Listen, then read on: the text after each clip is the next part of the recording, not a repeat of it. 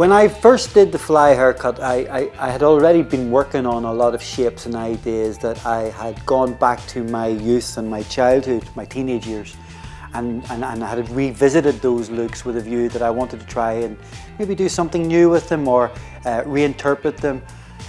So for me, it wasn't actually as if I was trying to create something really original. I just wanted to take a little step backwards to move forwards. The fly was a haircut that I'd seen numerous times on friends of mine in the late 70s and early 80s. Probably started its life as the Chelsea haircut, the skin bird, and maybe even the feather cut. So for me, the fly it's an evolution of those shapes. So what I'm going to do today is I'm going to recreate a version of the fly that we're going to do in a very technical way. We're going to do a step by step, recreate the kind of mindset of what I was thinking the very first time I've done it, but maybe we'll add a few little twists and turns to make it modern for you.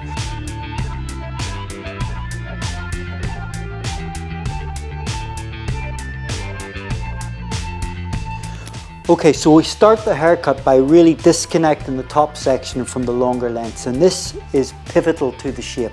It creates a really nice flatness through this area, and that's going to allow this to float and disconnect and look really ethereal. Early in 2016, in actual fact it was the day David Bowie died, and as I was working with the model that I decided to create the fly on, when she got up and walked through the salon, the little pieces that we'd left behind, those little feathery bits, started to float. I decided then that I'd call it the fly, and that's how it got its name. What we're moving into now is the main body of the haircut, and this is the area probably that is most pivotal to that skin bird Chelsea shape. This area from the crown to the occipital bone is where the biggest amount of disconnection is going to happen. So what we really want is we want that perfect roundness through the shape. We want it so it really fits into the head, and so that all this length that we've left behind, it will float and move around and do lots of interesting things. And this is where the haircut gets interesting, because you can see immediately you've got that proper kind of feather cut feel to it. We developed the haircut and it became less of that raw street culture type shapes, that DIY haircut. It became something a lot more commercial, something that was more user-friendly. So through the exterior of the haircut, what I've done is I've just kept those corners. If you can imagine, I've created like a little A-line layer. All of a sudden, it just seemed this thing had gone viral. People were commenting on it, they were liking it. It had been shared lots of times. It changed my life in some ways, because people started to identify that as our work. That became the trademark haircut, the signature haircut. So now you can see why we call it the teardrop. It's just got that really nice kind of push forward. It's got that lovely movement. You can see the center piece where we've left the weight is creating the kind of the concave of that shape and pushing it down into that lovely kind of softer finish. We don't want the disconnection to be so obvious.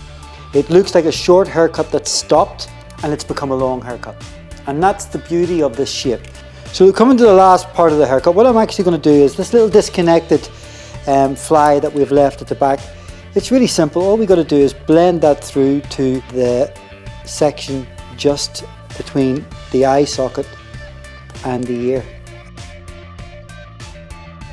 So that's pretty much the basic shape finish. We've obviously got a little bit more detail and a bit more personalising to do with it, and we'll do that when we've had it coloured, because I think for me with these shapes, it's the colour that's going to put it together. It's what's going to give it that personality and make it look like something that people want to wear. But I think with colour, what it does is it gives it a more individualistic personality. It brings it up to date, makes it look like something unique.